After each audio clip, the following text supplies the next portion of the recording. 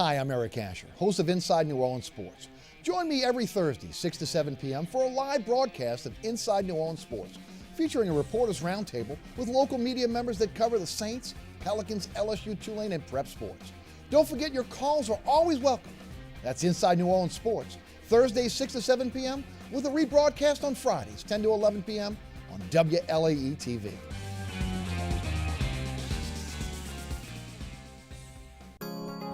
You're watching WLAE, New Orleans Public Television.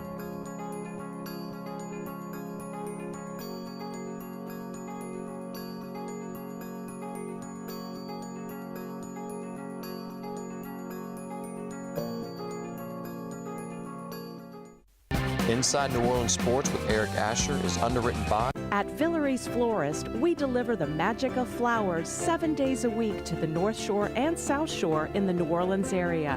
Whether it's for birthday parties, baby celebrations, Villeries provides colorful floral displays for all.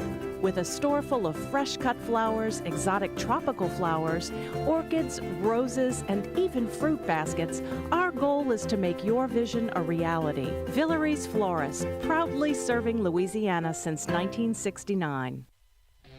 Dave Miette Insurance Agency. Auto, home, flood, business, 504-556-0809. Dave Miette, INSagency.com. C&C Drugs is a family-owned pharmacy that's been serving Southeast Louisiana for over 50 years. Whether you need help taking care of an elderly family member, a growing child, or even a pet, C&C provides patient-centered care for your entire family. C&C Drugs, large enough to serve you, small enough to know you. Locations in Mandeville and Araby.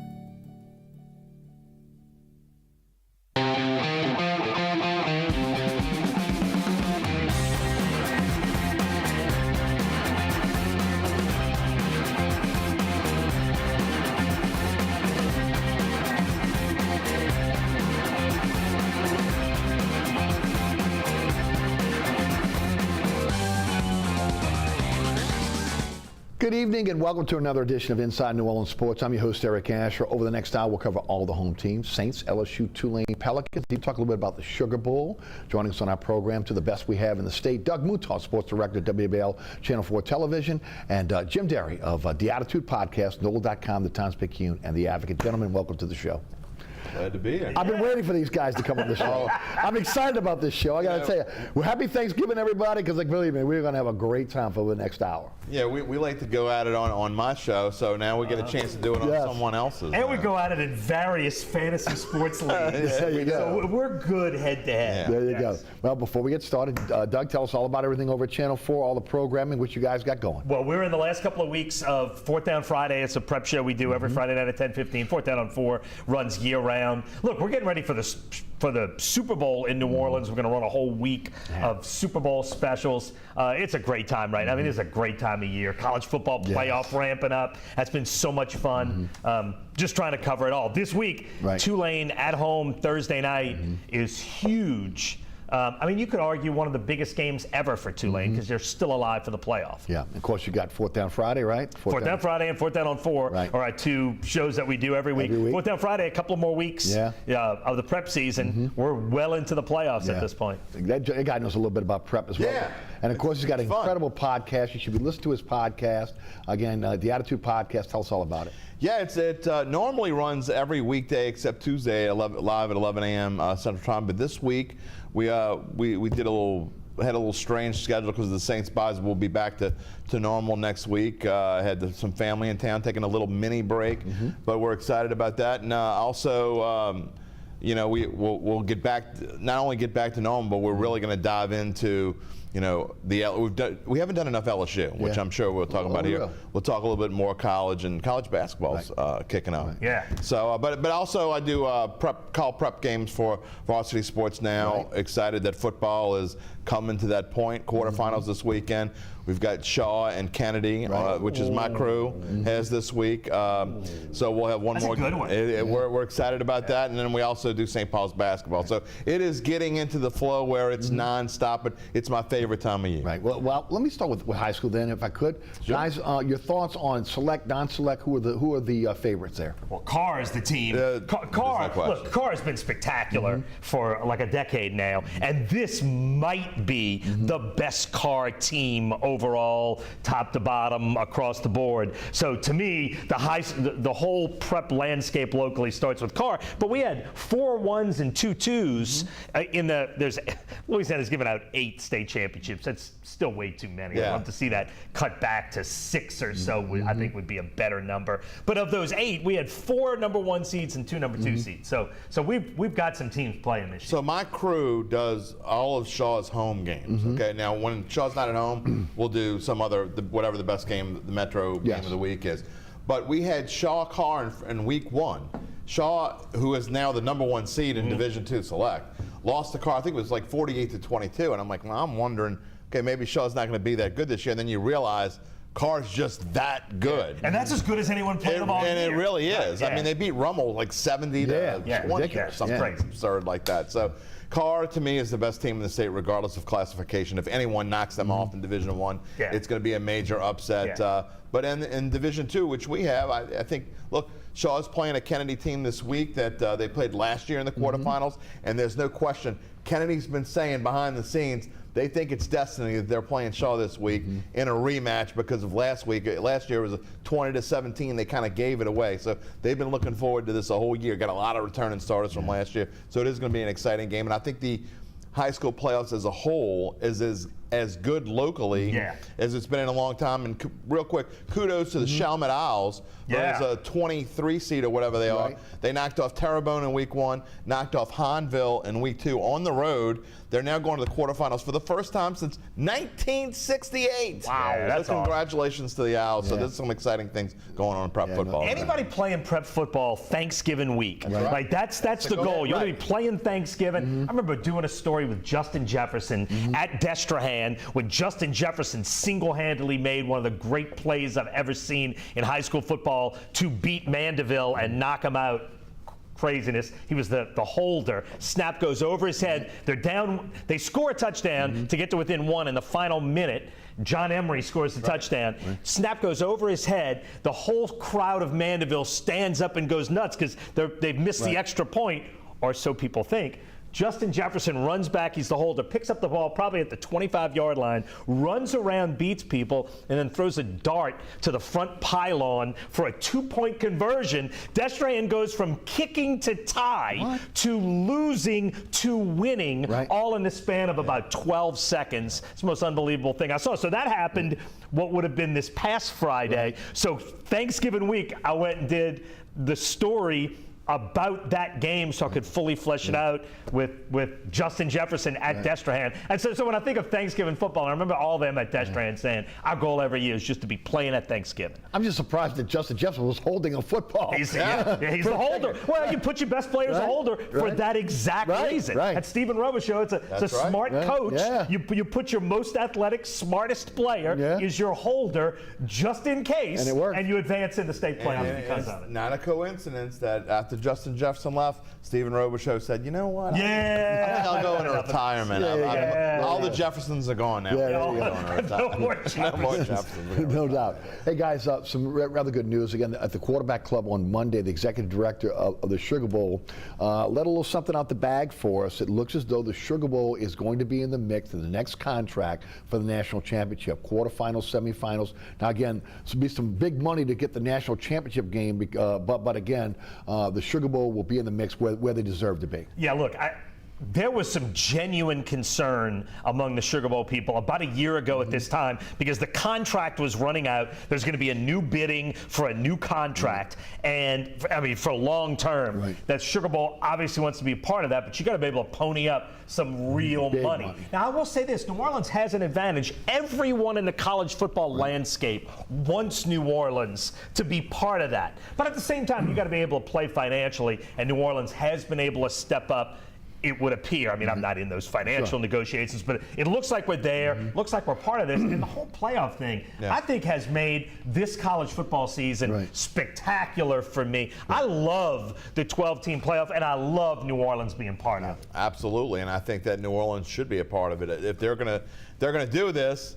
then if they're going to expand even that, the word is they may even expand a little bit more, but regardless whether they do or don't, I think that New Orleans needs to be a part of this, and going forward, I think they will be. New Orleans is just the championship town. It's not just because we have the Super Bowl. You know, for young people might not remember that the Super Bowl used to be here like every 4 years.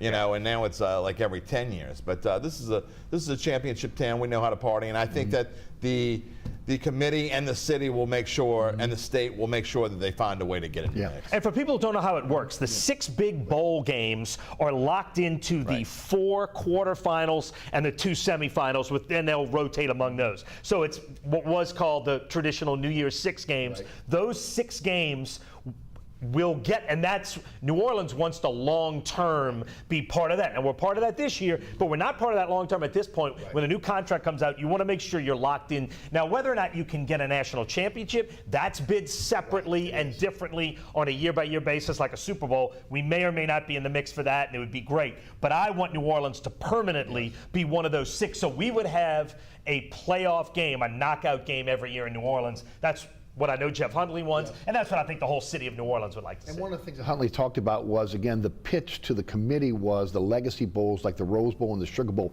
needs to be in that mix. Absolutely. There's no question. And I think that they will be. I think that the NCAA realizes that, look, it's not just, it's all about money in the end, but in the grand scheme of things, I think that's what brings money is the big bowl games. And I think the Sugar Bowl being outside of that, I can't even fathom that in reality. I mean, I can't fathom the Sugar Bowl having, 2 outside teams or a 5th place SEC team playing on. I mean, nobody wants to see that. No, and I think that they will be a part of it. And look, let's face it, outside of going maybe to New York, who wouldn't want to be in New Orleans? I mean, the weather's great. I mean, certainly we know how to do this. Man, you walk around that few square mile area, downtown French Quarter, there are so many amazing restaurants. There are like James Beard winning bars that you can go to. There's dive bars to go. I mean, there's so much to do within walking distance. I mean, you barely need to Uber when you come to New Orleans. And obviously that's one of the things that, again, that puts at the forefront of all these major events because we have the ability. And now, again, a renovated Superdome. And the word is if it happens that Doug Mouton is going to hold a huge, giant party. Is he mixing cocktails? At his house. That's all I'm doing. That's what I The problem is nobody wants to come to my house. It's we'll have a bunch of old fashions, and we could do it at Channel 4. We could in the French Quarter. Look, I see it all over social media. I'm just waiting to be invited to one of the cocktail parties. Oh, there you go. There you go. Well, let's get started, guys. Saints 35-14 winners over the Browns. They're in their bye week, 4-7, 2 in a row. I guess the first question out the box for everybody is, and I'll start with you, Doug, Rizzi effect sustainable coming off this bye? Oh, yeah. Well, look, the talent on this team is pretty good, right? I mean, this team should have beaten Philadelphia. Think of a 3rd and 18 on a simple crossing pattern in the last 2 minutes, or else you beat Philadelphia. Philadelphia is probably the hottest team in football, or one of the 2 or 3 hottest teams in football. The talent level on this team can play. What Rizzi has done, to me, the biggest factor that he's done, is he's got him playing looser in the 4th quarter. That team in Carolina was wound up so tight. It was 90 yards of penalties in the final 8 minutes. I mean, it was terrible. And you can see this team playing a looser and freer in the 4th quarter. Look, they're not going to run the table the rest of the way, but I think they're going to be a competitive team the rest of the way. And just to tease this part, because I'm sure you're going to want to talk about it, I think this organization would love Rizzi to win this job. I don't think he has yet, but I think they would love Rizzi to do enough where they could give him this job. Let's get real. This team and these players did not want to play for Dennis Allen anymore. I think it's as simple as that. And Doug talks about the talent, and they did have the talent. And it just goes, it's so frustrating. You and I have talked about this on your radio show. It is so frustrating that they needed to go through 9 games after what happened at the end of last season. That's right. They needed to go through 9 games to figure out that Dennis Allen cannot be a head coach in the National Football League. Just think about where this team might be. And I don't know, Rizzi, whoever. I mean, someone that is going to fire this team up. The talent is there. I get the injuries, and I understand that, and that's not Dennis Allen's fault. But this team had quit on their coach and they had quit on their organization, to me, that screams that if you're going to quit on whoever, I don't care if you quit on Dennis Allen or whoever, if you quit, this team quits, that means that they can quit again in the future. Right. And so that's why I think that this team is just, I don't, smoke and mirrors, whatever you want to call it, but they need to rebuild from the ground up. They need to start from the studs. They need to rip the studs out. No offense to Darren Rizzi. I don't care if he wins every game the rest of the way. Now, he would get the job if he did. Yeah. But my opinion is that this team needs to, I don't want Darren Rizzi, and this is me, I don't want Darren Rizzi. I don't want some retread. I want some young coach who's never been a part of the Saints organization before, never played for the Saints, never coached for the Saints, and is younger than 45 or so, unless maybe a Mike Vrabel or something like that. Other than that, I don't want any retreads, and I want somebody young and energetic and get rid of the junk that's on this team right now. I agree with Doug. If they're going to stay status quo, if they're not going to make major changes in the organization from top down, they would love to have Rizzi as their head coach. And he may get that, you know, with the salary cap problems they have over the next couple of years. Again, them feeling what was a comfort level of being with Dennis Allen. They may repeat that with Rizzi. Yeah, there's a lot of talk split. There's a lot of talk that with the salary cap problem, it's going to be hard to blow it up. Look, I came on your show. The first thing I said was they need to blow this whole thing up, and we agreed 100% on that. That might have been the only thing that we agreed on. Now, look, I will say this too. I think there are two different arguments, and I think it's important to distinguish the two arguments. It's the argument of what you think they will do and what you think they should do. And those are two very different things, right? What you wish they would do, and I would love for them to kind of start over and blow it up. The fact is, with the salary cap problems, and where they are and who they are as an organization. And I think they'll tell you off the record they don't want to be Carolina. They don't want to go through 9 coaches in 9 years. They don't, like, we're not those people. We're stable, and this is how you win long term, is this kind of way. That's what they'll say. And they would love Rizzi to win this job. Now, whether or not that's the best thing, look, here's the thing. We've got 6 more games. Doesn't make any, well, you're not going to make any more changes now. Let's just see how it plays out.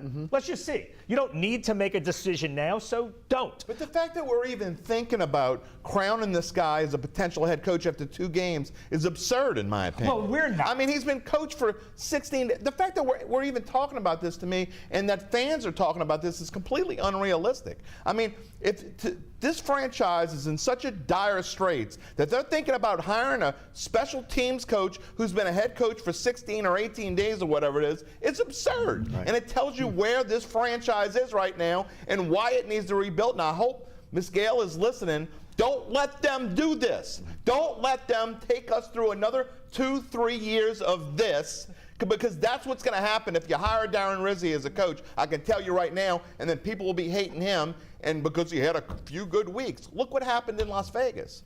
Okay, look what happened in a lot of other. There have been no interim coaches in the last 24 years that have been worth a darn. That's why this guy's on my radio show. Well, he's fun. I love it. All right, Doug. He's, you know what else about Jim? Like, he's easy to crank up. You just crank him a little bit and he goes. Do you think? Peel one. I got one layer. Just peel it. That's right. And then you're right at the middle. Do you think that they would go as high as Mickey Loomis and start all over? Well, look, I do think it's possible that Mickey Loomis, and people have talked about this for a while, Mickey Loomis would take a different position. He would basically promote himself and then hire a GM to run day to day. Kind of like what they do with the Pelicans. Exactly. Although basketball is a different structure than the NFL, the president of the basketball team makes a ton of the decisions. Whereas I could definitely see Mickey Loomis moving up and hiring a GM to do the job. I don't know if they're there at this point. I don't claim to know the accounting of it. I don't know how bad of a situation the salary cap is and how you fix it. Look, like the one thing I would love to see them do in this draft is to try to get the next quarterback of the future. Whether Derek Carr is still on the team next year or not doesn't matter. I would love to see them start taking shots at getting the next great quarterback for this franchise and not just piecemeal stuff together. If you look at this team, they do have a couple of dozen decent good pieces to start with. You don't have to totally blow it up. I mean, you're going to need to revamp half of the roster, but you've got some pieces to work with. But we got to see how this plays out, because no matter what Jim says, and no matter what I say, no matter what you say, if they finish these last 6, and let's say they go 4-2 in these last 6, let's just say they do. Right. Rizzy's coming back. No, he is. Whether we want it or not. Think so. You don't think they'd bring him back? I think that what you said in the beginning. Here's one thing that what I think you said was that Mickey's really not gonna. That they're going to try to bring somebody. Mickey's going to step down. I'm not sure he's going to do that this year, then. I think that he is, and here's the reason why. Okay, because I think that any sane, realistic person, okay, which I think Mickey Loomis is, realizes that this is more than just a coach, more than just a quarterback. Because this team needs more than a coach, and it needs more than a quarterback. Oh, yeah. Okay? So he's, 68, 69 years old? Does he want to go through a whole nother rebuild? Does his ego want to say, I can do it? Now, remember the last time he did it with Peyton. And then Peyton gets a lot of the credit for it. When you're 65 or 66, right? It's a lot different than being, you're almost 70 years old. You're talking about going well into your 70s to see this rebuild through. And I think that he is sane enough to know that I don't want to do this. So I think that he stays with the organization, as we're saying, and steps aside and lets someone else kind of do this, someone young like a Kai Harley or someone outside of the building, which makes more sense. And it sounds like they've groomed Harley for that position as well. Yeah, well, and he's the numbers guy, so I'm not sure, but some combination of him and because Ireland's a personnel guy, he's the numbers guy. You got to, in theory, maybe they keep their jobs and you hire a new guy. I don't know. But if you hire a GM, you got to hire a GM with them having the autonomy to make the decisions. Right. You cannot handcuff a new GM if you're bringing them to change things here in New Orleans. Well, I mean, handcuff him like he has to make the decision. No, I think when Loomis steps aside, he will step aside. And I think that there's no question that he would allow someone. He would be a consultant, basically. Yeah. No, and I think if you see in the organization, look, you may not like the results, but like they gave Sean Payton the ability, they gave him the tools to win. And actually, they gave Dennis Allen the tools to win. Like, no coach has come here and said they didn't have the tools to win. Literally since Tom Benson bought the team. They've always had the money. Now, if they failed, they failed. But they didn't fail because Jerry Jones was meddling and fighting against him. There hasn't been meddling from ownership. They've let people do the job. And I think Mickey is smart enough to know that when he steps aside, he's going to let people do the job. You disagree with that? No, I don't disagree with that. But to go back and a little off topic, but go back to something you were talking about in a quarterback, and we talk about what this team needs. I think that first of all, I don't think Derek Carr's going anywhere next year. I'd be very surprised if he goes anywhere next year. They've already restructured his deal. Okay, so I think what this team needs to do is something that they needed to do for 2 years and they've let it go. And they need to rebuild first in the trenches, and you and I have talked about this on the show as well. So I'm talking about both lines. I mean, I would just spend next year's draft and whatever money you can put together in free agency. First of all, this offensive line needs 3, maybe 4 pieces. They have no depth whatsoever, and you got 3 realistic start. You got 2 pretty darn good ones, and you got 1 that's so-so, and then you got nobody else. Okay, so at the bare minimum, you need 3, because you got to have 6 legitimate, real starting offensive linemen to even kind of be good in this league. So that's 3, maybe 4 pieces there. On the defensive line, you got Cameron Jordan, who's like 72 years old. I mean, that's where you start there. You got Chase Young, who's not going to be here next year. So you need to go there as well. I mean, Granderson's fine. But so to me, that's where you start. Forget about quarterback right now. Well, I don't think the quarterback draft is that good this year. No, it's terrible. This is like seriously one of the worst quarterback drafts. Maybe 4, maybe 3. Well, I mean, how many are going to legitimately start next year? 1, maybe 2. I mean, so in my opinion, I think you wait for quarterback. I think the quarterback draft the year after is probably a little bit better. Much better. And so worry about quarterback then. And that's where I want to see this team go. Rebuild from the trenches and get your horses, and then worry about quarterback. And Derek Carr's probably gone year after the 2025 season is my guess. I do think the one positive, like, if that's what you want, and obviously that's what all of us want, that's the smart way to go. I thought the Lattimore trade was the their first acknowledgement that we need to start collecting assets. Sure, but you got a 3 and a 4 out of it, which, given his salary cap number, was more than I thought you could. Yeah, and he hasn't even played for Baltimore yet. I thought that was more than they could have gotten for a lot. I thought they were going to almost have to give him away. But more than what they got, I thought it was the first acknowledgement that we need to start collecting some assets, collecting some draft capital. Look, since 2020, it's only in the last 5 drafts, the Saints have traded away 9 more picks than they've made. They've given away 9 players. And now, granted, those 9 weren't all going to work out, weren't all going to be players, but that's 9 more guys. You talk about a team with no depth. You'd have 9 more guys to choose from than you have. You got to stop giving away draft picks and collecting assets. Sean Payton treated the draft like it was Christmas. Yeah, he did. And like he was reaching into his stocking. Payton wasn't here for this. No, but that's been their formula. Again, they see a player and they will use multiple picks to go up and get that. They traded 2 for 1 to get and you can't do it because that's your quality. You can't do it anymore. It was Payton's formula, and when he left, Mickey Loomis just did whatever Payton was doing and trying to follow that, which is my whole point of all this and trying to rebuild. You need to get rid of anything that had to do with Sean Payton, okay? There's still too much left in this building that had to do with Sean Payton, and you got to just excise it, get rid of it. Pressure wash the whole thing. I want to say something. You made a comment on one of your shows recently with Ross Jackson about Rizzy and why, again, people in New Orleans really kind of get him. And I agree 100%. I wish you'd kind of let the audience know your thoughts on look, here's the thing about Rizzy's all New Jersey, right? I mean, he's all New Jersey. Wears the New Jersey shirts, talks New Jersey.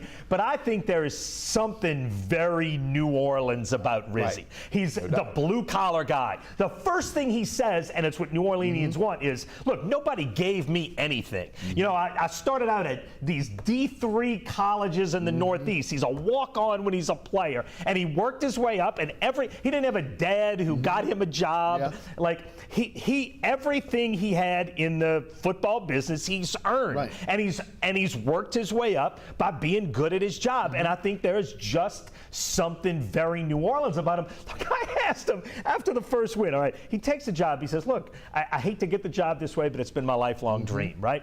So he wins his first game. So he's at the podium. And I asked him, I said, you know, I waited a few questions, you know, let him get all the football out. I said, look, given everything, Darren, you said it's your lifelong dream, you come out here game 1 and you win. Like, you personally, like, what does all this mean to you? And he starts by telling me a story about being on the toilet in the morning. Like, it's the most New Orleans story. I used that clip. Yes.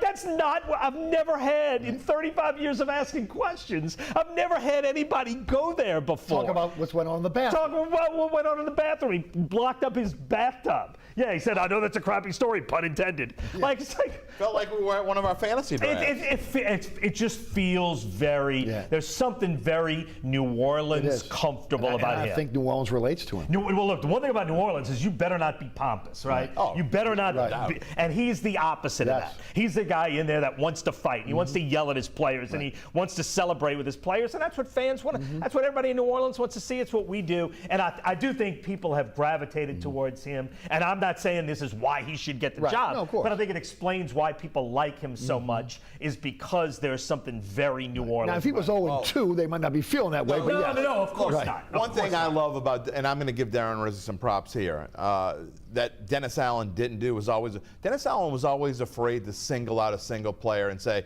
so-and-so played great today and go on about that player's performance. Darren Rizzy isn't. Darren Rizzy would tell you, we couldn't have done this without Alvin Kamara today. I thought Carr was outstanding or DeMario was great. He doesn't care, okay? So, and I think that's another reason why Dennis Allen, like, sort of alienated some people. And look, Mr. Nice Guy to me in the NFL can't be coach anymore. You got a few exceptions, but in the grand scheme of things, Dennis Allen was too much Mr. Nice Guy, and it's like, I mean, I think you need a rah-rah motivator. You need good coordinators. Well, look at Detroit. I think Dan Campbell's a horrendous game coach, but he's a rah-rah guy with 2 fantastic coordinators. He wasn't a rah-rah guy, but he was a master motivator. Yeah, absolutely. No, he was, and he was one of his own coordinators. No, look, I agree. You can be the Ed Ogeron, Bobby Bowden, administrator, head coach in the NFL. I think Dan Campbell's a spectacular example. He's got 2 of the best coordinators in football. He lets them do his job, and he just motivates motivates, and Rizzi is sort of that kind of guy. Agreed. All right, I'm going to throw this out with what's left in this segment. Rams on Sunday, at Giants, Washington following the Giants, at Green Bay, that's right before Christmas, Las Vegas at home, at Tampa Bay. The Rams got again, they don't look as good as they did early. The Giants are winnable. Washington looks like they've come back to earth. It's going to be tough to beat Green Bay up in Lambeau. Vegas is beatable, at Tampa to finish out the season. Look at what's the record? What do they look like in those last? What's realistic? Games? Yeah, right. Somewhere around 3-3, 4-2. Okay.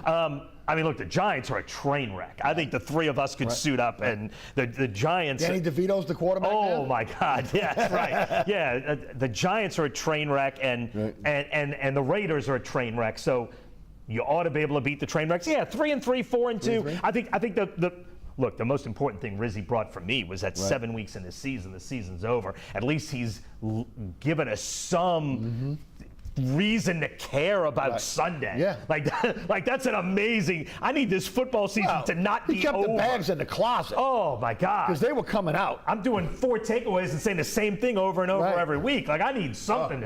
I need you to at least be competitive. Right. Yeah, I think 4-2 or 3-3 is realistic, and then it's going to be a.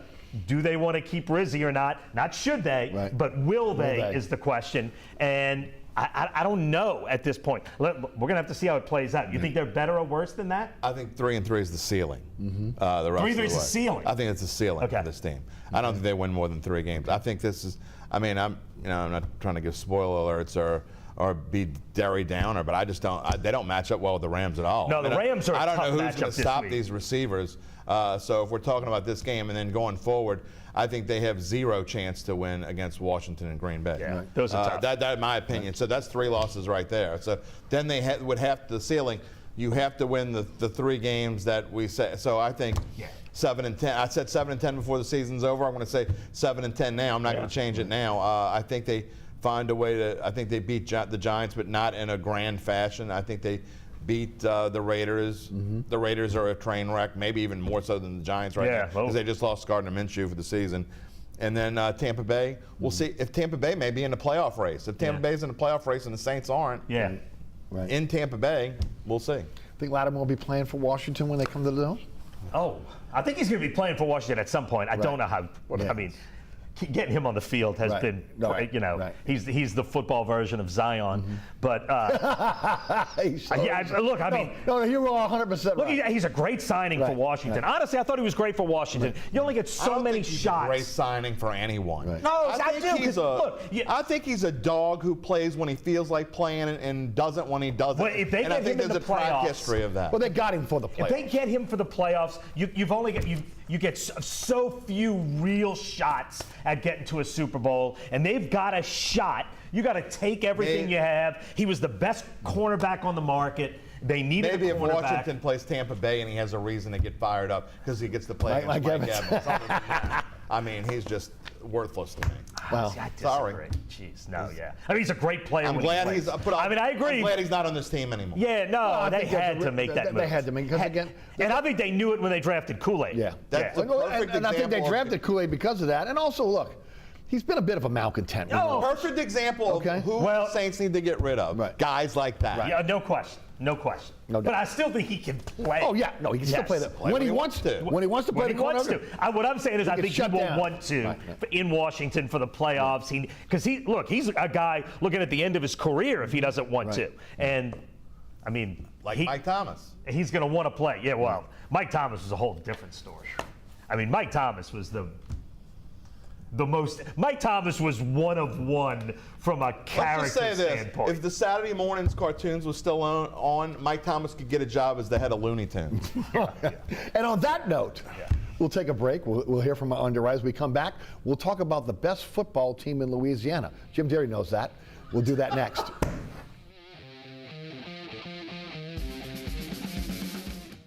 Located at 3701 Iberville Street in Mid-City is Katie's Restaurant and Bar. Open 7 days a week, Katie's offers daily specials for lunch, dinner, and Sunday brunch. Serving New Orleans cuisine such as fried shrimp platters, grilled redfish, and a fully stocked bar.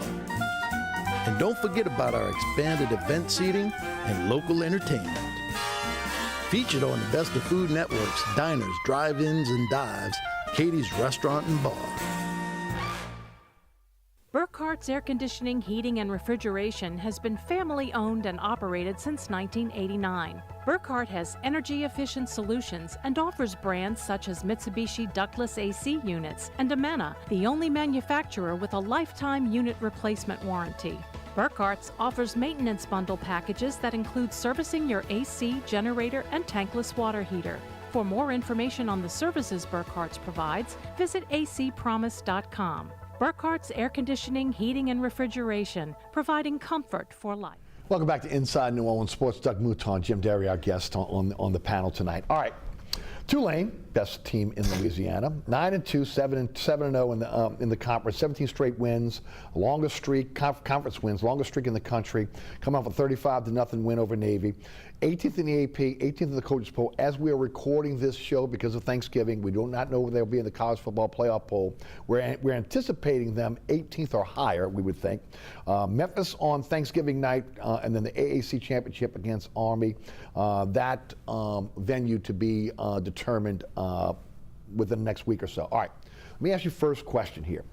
Why is he leaning back? It's like things some kind of. For those that don't listen to the radio show on a daily basis, Jim and I debate this all the time on who the best team in Louisiana is. Yes, I understand that LSU plays in the SEC. Okay, and I understand the type of athletes they are, but there's nobody playing better football right now than Tulane in this state. Where do you think they'll end up in the CFP? Oh, the one that's coming out now or by the end? The one that's coming out now? You can somewhere between 17 and 19. I saw somebody had them as low as 19. I don't think it'd be 19. I don't think so. I thought 17 when I looked at it personally. Okay. And by the way, the president of the College Football Playoff Committee, it's going to be a smart, well-reasoned, because it's a Brother Martin guy running the committee, Ward Manuel, the Michigan athletic director. So you got a Brother Martin guy in charge of making these decisions. It's going to be a smart decision. Scary. Yes. I think around 17, I think that's about what they deserve. Look, Tulane needs Boise to lose. The way the current system is, one non-Power 4 team gets in. Boise has been great. Their only loss is a 3-point loss to Oregon. It's been close the last couple of games, right? They have been, but their only loss is a 3-point loss to the number 1 team. They absolutely deserve to be where they are. Tulane's 2 losses, and I wish they could play those 2 again. To Kansas State and Oklahoma. What's that? So they could lose them again? Oh, please. To Kansas State and Oklahoma. Jim, if they played them today, there's no way they lose to Kansas State. Why? Oh, Tulane is a better team. Tulane's a better team than they were that year. They're still playing. They may beat Kansas State, but they wouldn't beat Oklahoma. Yeah, I think they would. I do actually think they would. Look, I love this Tulane team. I think it's well balanced. It's got a terrific offensive line. Okay. They got a freshman quarterback who has gotten enormously better from the beginning of the season. I wouldn't say enormous. I would. Well, you haven't watched. No, I have. I've watched almost every Tulane. He is 6th in America in passing efficiency. What he does well is he doesn't make mistakes. Yes, he doesn't throw into coverage. He doesn't make bad choices. When he's pressured, he doesn't do the stupid things that kill you. John Summerall emphasizes most games are lost, not won. And he doesn't lose, and he's running a little bit now. He doesn't lose games. They have surprising speed on the outside, which they haven't had before. They have legitimate D1 playoff caliber speed on the outside. They got a quarterback playing well. They got a defense that leads America in defensive touchdowns. Tulane's they're 17th. I'm not saying they're 5th in the country. Tulane has played well. They've been a good team. I wish the playoffs somehow. Look, we were talking about playoff possibilities. Like maybe if the non-Power 4 is already in the top 12, you take a second one. So since Boise's already in the top 12, Tulane would get in. The fact is, I don't think Tulane's going to get in, and I think it's a shame. But I think what they've done this year, what Summerall's done with somebody else's team, bringing in a few transfers. I think he's done a spectacular job. I love what they did. I had Gary Smith on a radio show yesterday. One thing he's been talking about is chaos in the Big 12. Yeah. And that might be a backdoor for Tulane. Who other than Kansas State or Oklahoma has Tulane played this year? That's it. Just That's this it. conference. Oh, and that's Tulane's biggest knock. That is the conference has been bad. It has been I mean, their biggest games are now. Well, they lost their power schools. They lost in the conference, right? How many players do we think they have that are going to the NFL? Stop. Oh, 4 or 5? Okay. On this team? LSU has 4 or 5 on their offensive line they're going to play in the NFL. Okay, I'm not arguing. I haven't brought up LSU. Why you even? Because we're talking about who's the best team in the state. That's not what we're talking about. That's not. That was the original question. Who's the best team in the state? That wasn't the question for me. Oh, okay.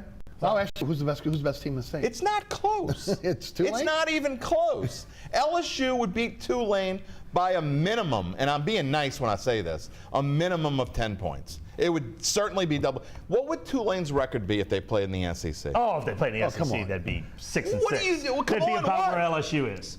There's no way they would be 6-6. They'd have 0.0% chance to win 6 games in the SEC. Well, you'd win, you'd win 4 outside of the conference. Well, they'd have to load up. They'd have to play all the teams they're playing now from the AAC outside, Right. and then hope and pray that they had Mississippi State and I don't know who's the second worst team in the SEC. Maybe Oklahoma, who they already lost to by double digits.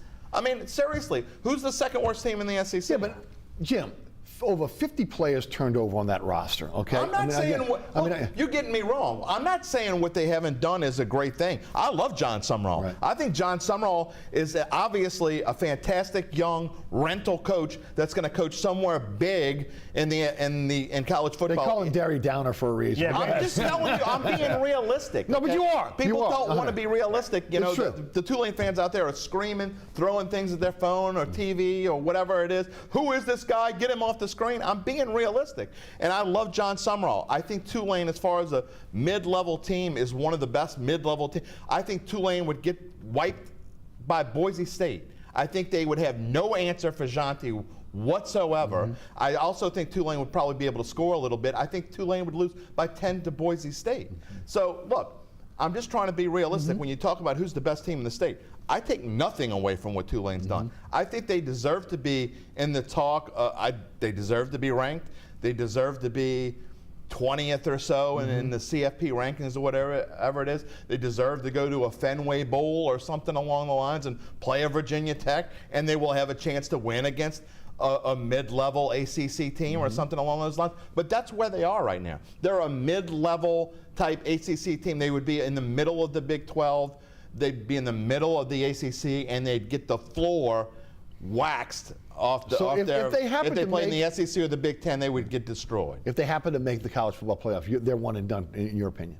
I think there's zero doubt in my mind. Yes, because Yeah, they would have to play. I mean, they'd have to play play- 5. they'd have to play 5. Oh, yeah, they'd be playing Ohio State. Right. Yeah. No. And look, and I'm not saying Tulane would beat LSU. I am not saying that. I'm saying that would be a fun game. It would be. I'm saying that would be It's unfortunate interesting. there's the And if tie-ins Nussmeier to- turns the ball over the way he has, Right. like Tulane would have a shot. Right. Like if I think that would be a fun part of that would game. be for me. The best part of that game would be for me is being on Eric Asher's show the 2 days later on Monday. That would be the best part of that. I'm not saying either team. I'm sure either team would win. I think that'd be a fun game to watch. Memphis, Tulane on Thanksgiving night tonight. Yes, Memphis 9-2. I love Tulane at home. I love what they're doing. They're playing terrific So do right I. now. Yeah, I think Tulane. I think they match up well. I think they've proved that.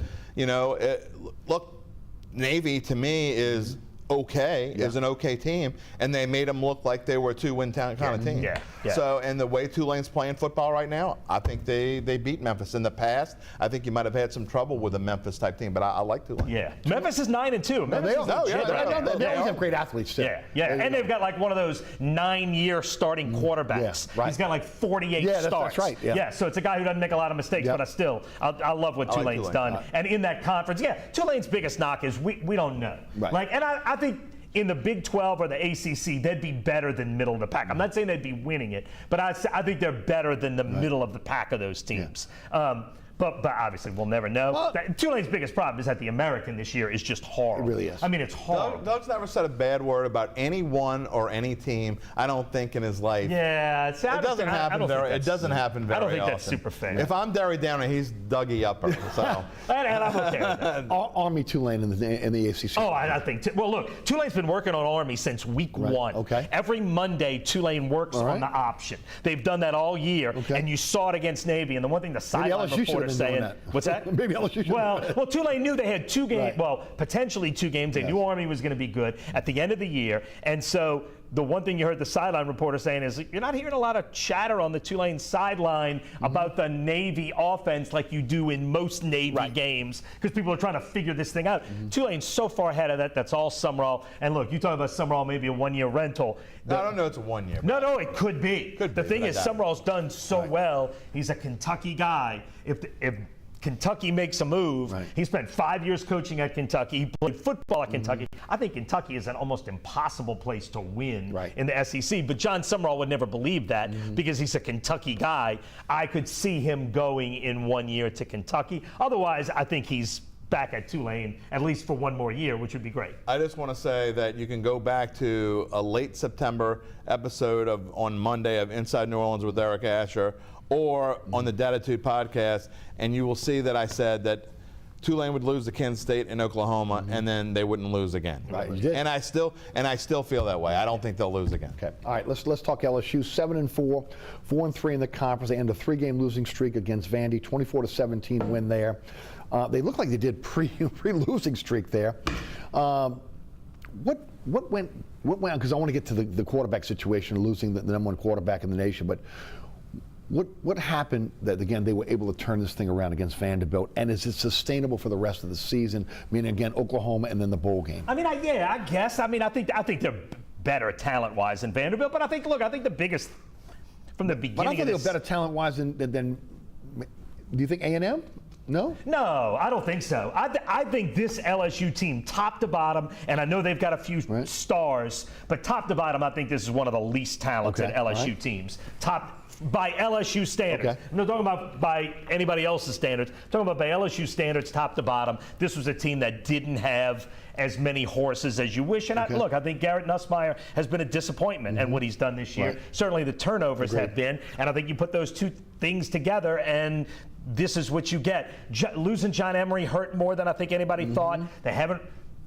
I know Durham played well for a while, but you really haven't they haven't been able to run the ball particularly well all year. It's just been an LSU team that's been okay and hasn't been great, and I think this is about where their talent has left them. Look, in the middle of the SEC is still a really good team, and you're right. They're in the ACC of the Big 12, so a whole different looking season with this talent, but in the SEC for this year, they're not as talented as the teams that are above them, top to bottom. I don't hear anyone complaining about the loss to Florida anymore after Florida beat Ole Miss. I don't think they're more talented than Florida. Well, things happen in the course of a season. I mean, a 3-game losing streak stinks. If you're LSU, you don't want to lose 3 games in a row. I hear by all measures and by most LSU fans, it's unacceptable. But it is what it is. I mean, the talk of firing Brian Kelly to me is preposterous. And I get why, because LSU fans have no patience. But I'm starting to learn by social media, it's not just LSU fans. Oh, no, it's everybody. It's almost everybody's fans. Oh, God. So in the NFL, too. You lose 3 in a row, then we're talking about firing the coach, getting rid of the quarterback, doing this, doing that. The fact of LSU is this. I think the offensive play calling has been, and I'm being nice when I say this, horrendous. Yes. I think this offensive line that you and I talked about, and I actually talked, I think, about on Doug's show in August, who I thought was going to be the best offensive line in football, has turned out to be, frankly, mediocre. Right. So if you can't block and you can't call plays and you can't realize what's going on, they did it again this week against Vanderbilt, where, one thing I told you last Monday was they got to stop being so predictable. Right. Well, they were predictable again. It just ended up working out. So all this blame that's going on Garrett Nussmeier, he's not calling these plays. And if you keep putting him in a position to where he's got to come through on 3rd and 7 because you ran the ball right up the gut and got 2 yards, and then the next play was a screen pass that didn't work out, and you keep doing the same 2 plays over and over again. I'm not a football coach, and I can see this. So I think that real football coaches probably are figuring this out by now. So if you keep putting Garrett Nussmeier in a position to where he's got to throw the ball in certain places, and you got receivers that haven't exactly given their all year. Let's just say that Chris Hilton's on the bench. Played like, 5 plays the other day. There's a reason for that. So there's a lot of things going on. But to fire Brian Kelly, do they need to make another big coaching move inside of the program? Yeah, and it's not favorable to him, but at the same time, I'm going to give him another pass because of what he had to bring this team out of and where they were about to go had they not gotten Brian Kelly. And they don't have the you can make up for a lot of what you said when you got a Malik Neighbors to take an 8-yarder and go 80. They don't have any elite weapons really at all on the offensive side that can disguise some of that stuff. Aaron Anderson may be. Aaron Anderson's a close. Maybe next year, but not right now. Guys, let's talk a little bit, because it's going to kind of lead into some coaching changes as well here. They lost the #1 prospect in the country, Bryce Underwood, to Michigan. Oracle money came in, $10 to $12 million. And then some were saying $12 to $15 million over 4 years. Which has nothing to do with Brian Kelly. Nothing to do. But again, LSU was in the mix until it got to the $10 million mark, and then supposedly they backed off. They were $8 to $10 million. One of the reasons why I felt like Sloan was kept was because Underwood and him had a great relationship. He was courting Underwood to come to LSU. Again, Underwood had committed in January. He's gone now. Do you anticipate changes at the offensive coordinator position? Yeah. Well, I mean, look, Brian Kelly's going to. Assuming Brian Kelly weathers the storm, and look, I still think $61 million buyout. It's going to be tough, right? Of course. But Brian Kelly's got to keep the rest of this class together. Look, the class was really talented despite Underwood. They have to stop the tide and keep the rest of this class, no question about it. But I think he's going to have to make major changes. And certainly, I mean, Jim's 100% right. To the offensive side, but you got to get better talent-wise. You're going to have to get active in the transfer portal. You're going to have to bring in people who can play right now. Because, look, I agree with Jim. I think Brian Kelly's fine this year, but they're going to come knocking soon, and you got to win now. And there's talent in that portal that you don't build from the portal, but you can certainly supplement from the portal. And LSU is going to have to be active. And to me, the first thing you need is elite skill players. That's the first place you're looking in the portal. Guys, first of all, again, you look at this class. So far, not a lot of defections, but again, we still have some time until signing period, which I think is on the 4th of December, if I'm not mistaken. Okay, and then the second part of that is, it was mentioned by Kelly in this press conference that the $10 or so million they have now that was going to go toward Underwood can now be spread out on players. I had Mike Scarborough from TigerBait.com on my radio show on Monday, and he told me that's not necessarily true. The individuals who maybe put up the money for Underwood may not put that money up and say, okay, that's good for all of the entire transfer portal. With that said, they failed in the transfer portal last year, and they have to be better this year. They did, and one thing, I'm going to go back to recruiting real quick, and one problem that I've had with LSU and what they've done, and this is on Brian Kelly, is I think that what Coach O did so well in his recruiting was keep the guys from in the state of Louisiana who were the best players in the state. Look, before Coach O even got the job and his son were playing at Mandeville, I would go to Mandeville practice, and he'd call me on the side and he'd start asking me what I thought about certain players. I had no idea why he was asking me these questions. Little did I know that he was about to be an assistant coach and then be the head coach of LSU, and it was a reason why he was asking me these questions about these certain players. So Coach O, there was no one better who had his finger on the pulse of Louisiana high school football. Brian Kelly has kind of lost that, and he's got this Notre Dame mentality of we're going to go national and we're going to try to get the best players from all over the country, which is great in theory, but you've got a leg up on all these fantastic You ought to have Bryce Brown on speed dial and call Carr and say, we want this player, and this player, and you get them. Or call Hank Tierney and why is Jasper Parker going to Michigan and blah, blah, blah. So I think that's what Kelly really needs to do. And as far as the transfer portal goes, there's no question that he has not been good enough besides Jaden Daniels in that transfer portal, and he's got to work that. And again, I'll go back to the trenches. Where does everything start? Because you're about to lose a bunch of offensive linemen that are supposedly first, second round NFL talent. So you're going to have to replace those guys, which LSU usually does. But to me, that's kind of a transfer portal kind of thing you got to be looking at. Final word. Yeah, look, and you go back to John Summerall, what he did at Tulane. The one biggest difference maker on offense, I think, is Mario Williams. No doubt about it. And not because he's making a million catches a game, because he forces the defense to play you differently. They got him from Southern Cal in the transfer portal mostly by showing we can help, rehabilitate your draft cachet if you come here. And he has changed how teams have to play Tulane, and he's been terrific. And it doesn't take a lot in the portal. And I think Willie Fritz did it at Tulane too. And look, the mid-majors like that have long understood that not long understood, but since the portal became a thing, that this is a perfect supplemental way to make our team better on the edges. And LSU absolutely has to do that. And in theory, if LSU goes after portal guys, LSU's going to almost have their pick. Right? LSU, Tulane's taken what the SEC doesn't take. You know what I mean? LSU's going to have first pick. When I say first pick, them and 8 other programs are going to have first pick. So LSU ought to be able to get immediate help where they need it. I agree.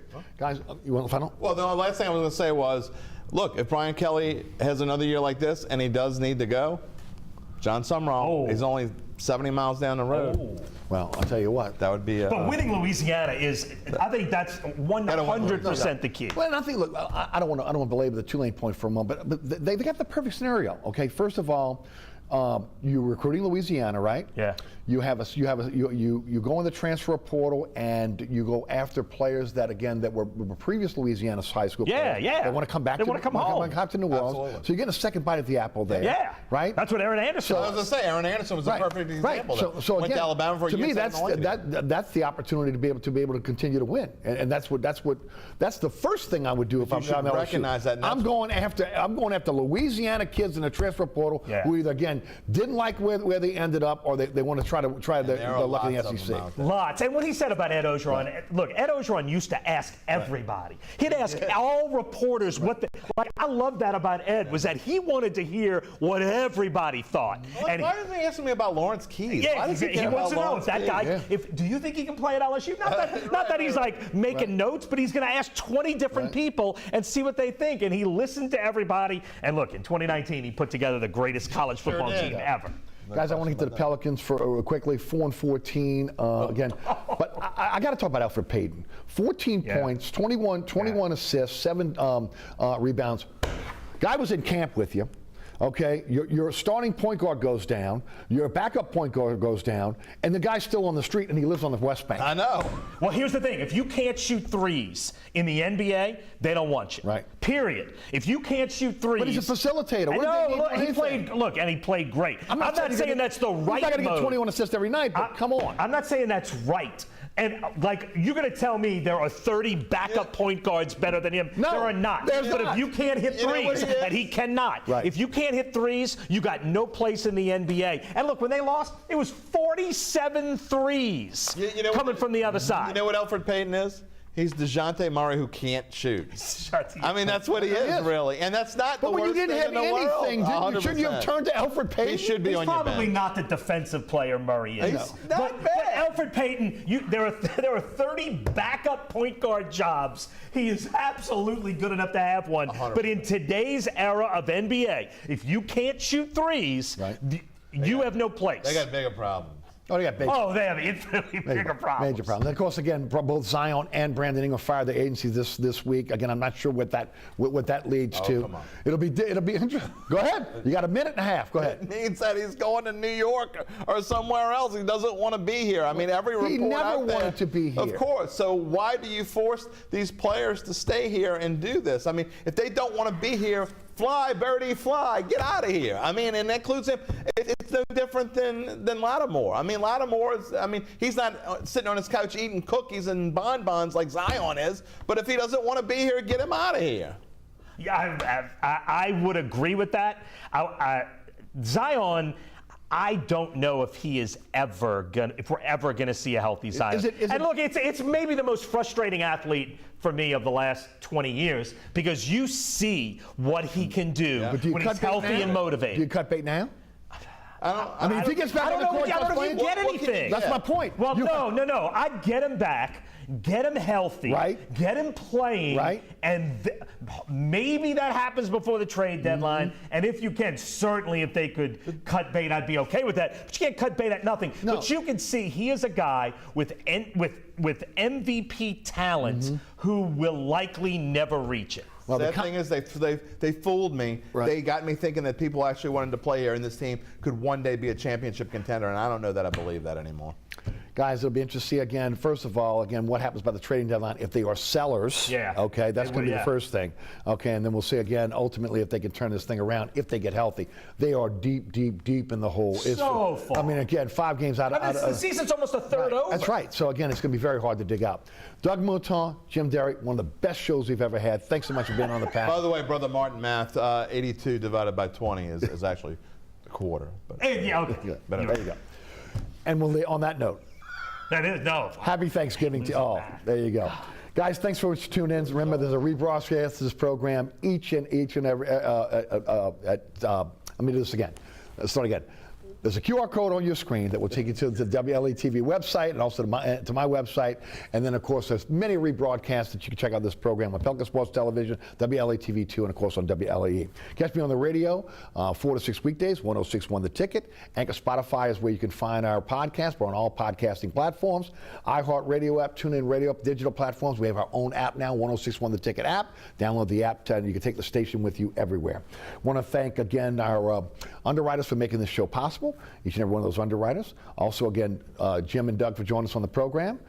And, of course, our folks here at WLAE-TV who make this show possible.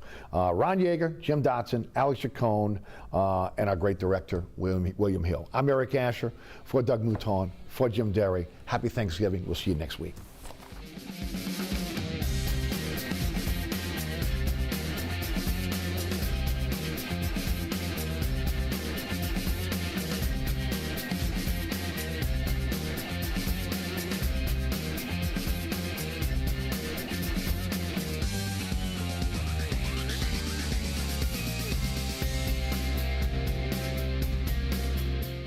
We are one community with one mission and one heartbeat. We are resilient, fearless, joyful, and visionary.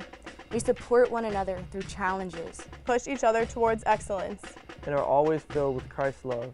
We take pride in our traditions and stay true to our roots. We are committed to caring for every aspect of our community. We are competitive, yet humble, and give all of our success to the glory of God. We are invested in one another and view each other